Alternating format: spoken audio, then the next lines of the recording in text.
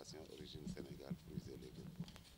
waaw soo leen ndaje tey bi moo di dajaloo ak ñi nga xam ne ñooy bay mango ci réewum Sénégal ngir ñu mun leen a jàppale ci qualité mango bi nga xam ne daana ko mun a ñoŋal ba nga xam ne bii suñu koy dem di jàllale ci witti bi ak di ko defar pour mën ko yóbbu jaay bitim réew wala feneen mu mun a nekk mango boo xam ne bii bu baax la vraiment am na qualité bu baax ci loolu nag ñu ngi ci mën ànd tey di ko def ak institution bu tudd ADPME ndax ñoom ñoo ñu jàppale ci cadre benn projet bu gën a yaatu ba nga xam ne bii tey jii mën nañu taxaw fii di defar formation bi en tant que fondation Origine Sénégal baykatu Sénégal yëpp ñu jëm ci mango.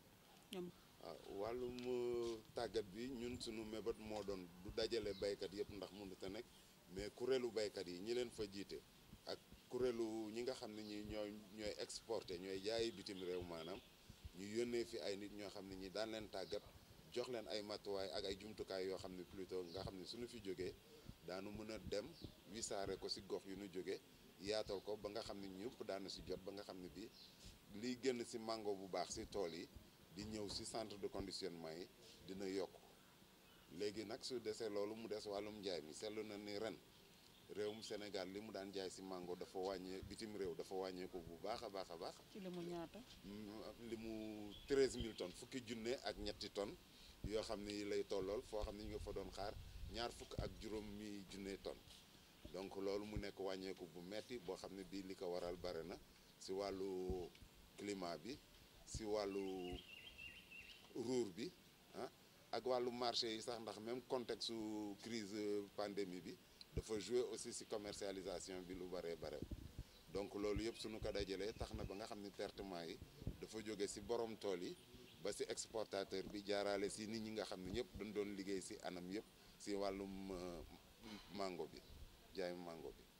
Gana Ndoye je suis producteur dëkk fële ci goxam ci zone des Niayes dëkk ci zone bi nga xam ne aussi mën naa wax ne complexe yi nga xam ne exportateurs yi dañ koy utiliser pour yóbbu mango bi bitim réew foofu la nekk et plus particulièrement à Sangalkam bi nga xam ne mu ngi nekk 30 kilomètres de Dakar te foofu la Fertiplex yi nekk bi nga xam ne tey jii la fondation Origine Sénégal mu ngi jàppale exportateurs yi foofu donc béykat la boo xam ne dama bokk ci kuréel boo xam ne bi ay maraîcher lañu mais ku wax maraîcher maintenant di nga wax arboriculture te ñun ci biir kuréel boobu nga xam ne man maay secrétaire général bi dañuy def culture de mangue loolu moo tax tey jii bi ñu ma invité fii ci séminaire de formation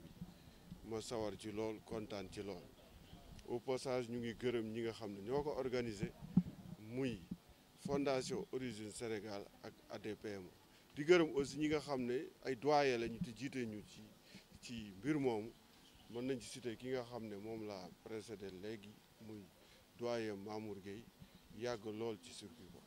ñun formation bi ñu war a def tey nii war ci sóobu léegi dañ bëgg bu ñu ko subiree ba pare comme ni ko doyen Mamour waxe léegi ñu dem ci base bi maanaam fa nga xam ne mooy ci tool yi ñu wane ko foofu ca fa ñuy récolter ca fa ñuy conditionner ñu wane ko foofu nan lañ koy wane mooy li ñu fiy jëlee yëpp bu ñu demee ñu former baykat yi si nan la ñuy def ba seen production mangue gën a yokk mais aussi bu ñu demee fa nga xam ne fa la ñu koy récolter parce que ñi fi nekk di ay société lépp société yu bari ñoo ñëw ci séminaire bi tey bu ñu demee foofu ñooñu aussi bu jamono yi witto mangue jotee pour ñu war ko exporter dañuy utiliser main d'œuvre bu bari l'emploi des jeunes mën naa wax ne ñun fa la ñu dëkk ci zone bi ñu dëkk zone des Niayes foofu bu campagne mangue commencé mën naa wax ne chômeur amatu parce que ay milliers d'emplois la ñuy jël ci xale yi mais ñooñu aussi dafa laaj ñu former leen bu ko defee ñu mën a dagg mangue bi ci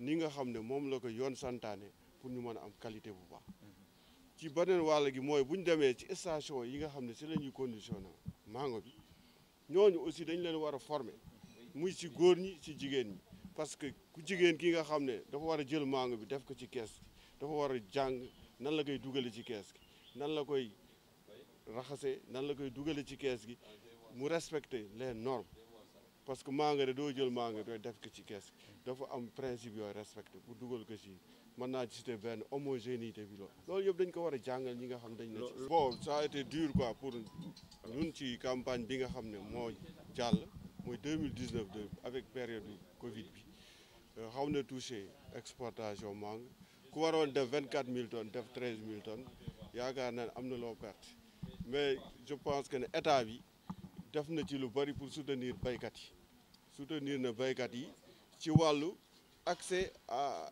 ci am production bu baax am na ku ko wax léegi sànq président de la république bu mu yëgee problème logistique bi fële ci Casamance dafa daal di jox ay instructions directeur général COSEC mu jënd ay tracteurs andil ko béykat yi pour maa nga jooju doon yàqu Casamance ñu donc kuy def loolu mën naa wax ne mu ngi ci wetu béykat yi te yaakaar naa ne tey jii bu ñu paree séminaire bi muy fondation Origine Sénégal muy ADPME dinañ def liggéey boo xam jokkaloo ko ak ñi nga xam ne ñooy suñu organisme de tutelle muy ministère de l' agriculture ak branche yi ci yëpp ñu mën ñu jàppale boo xam ne exportation mbéy mi dina gën a yokk fii ci Sénégal surtout mbéyum màng laay wax dina mën a gën a yokk parce que mbéyum màng day indi devise yu bari ci Sénégal donc nous sommes vraiment xam nañ ne suñu président de la République toujours dafay wax ne mbéy moom moo yor dëkk bi moo yor Sénégal te xam naa li ci war yëpp dina ko def pour jàppale béykat yi surtout béykatu mango ci zone bi.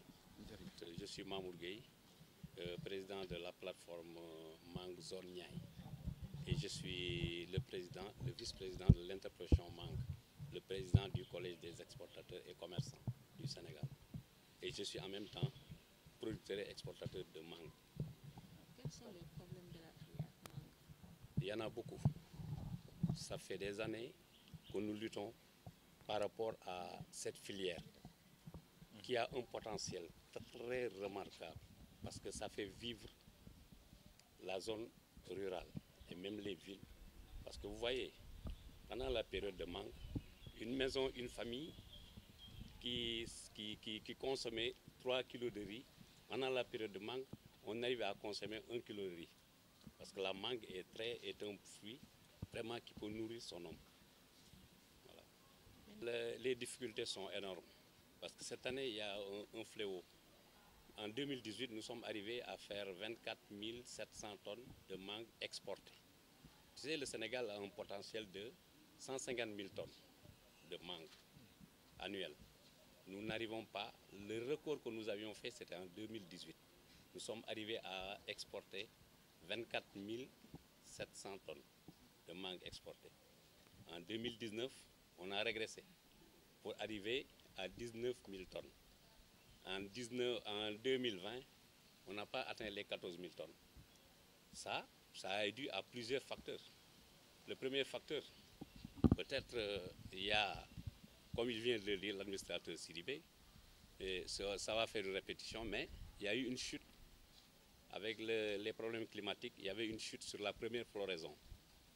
Le Sénégal, notre mois le plus fort, c'était le mois de juillet. Cette année, on a arrêté l'exportation à partir du 5 juillet jusqu'au 27 ou 28, si je me trompe. Il n'y avait pas de mangue exportable. Parce que la première génération, il y avait des chutes. Et la deuxième génération a repris au mois d'août. Pendant ce temps, il y avait beaucoup de pluie. Et les mangues ont pris beaucoup d'eau. Ce qui a fait que beaucoup de mangues ont commencé à regermer. Parce que déjà, le noyau avait pris beaucoup d'eau. Donc, ce qui veut dire que ça n'a pas été récolté, ça n'a pas été cueilli. Donc, ça a commencé à germer. Et c'est des choses qui ne sont pas visuelles, hein, qu'on ne peut pas voir. Et pendant la saison des pluies aussi, il y a les mouches, la prolifération des mouches.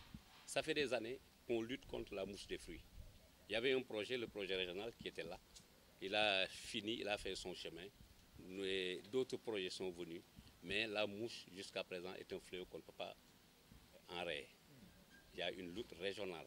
Tous les pays, moi je fais partie du COAS. Donc on est toujours en train de lutter. Mais ce qui fait que cette année, il y a vraiment des dégâts collatéraux considérables. Les derniers conteneurs qui sont partis en Europe ont eu des interceptions. Les camions qui sont partis au Maroc, parce que le Maroc Des fois, c'est le Maroc qui nous aidait. Tous les produits, parce que la qualité est plus exigée en Europe.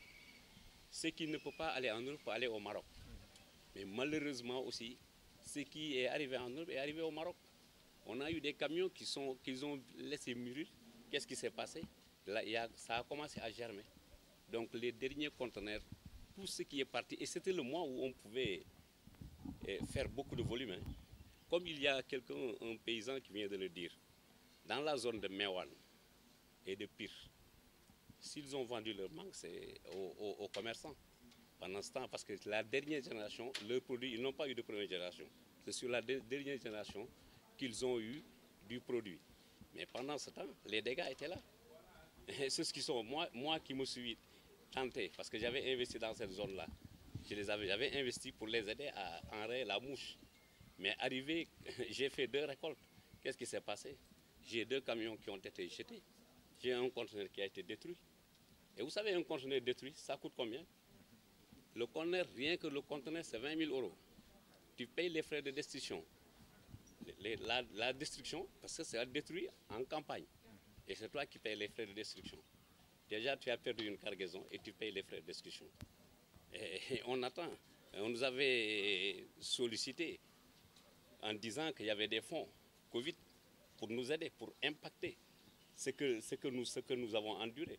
Mais jusqu'à ce jour, on n'a pas vu un centime. Il y a des exportateurs demain qui ne seront pas opérationnels.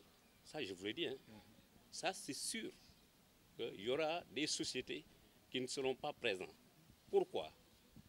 Avec les dégâts collatéraux qu'ils ont. On a payé beaucoup d'argent. Là où tu emploies 75 personnes, tu es obligé, avec le Covid, de réduire ton personnel jusqu'à 25 personnes. Là où tu faisais un conteneur, tu mets 3 jours pour le faire. Et qu'est-ce que ça va te coûter? Une manne financière d'argent.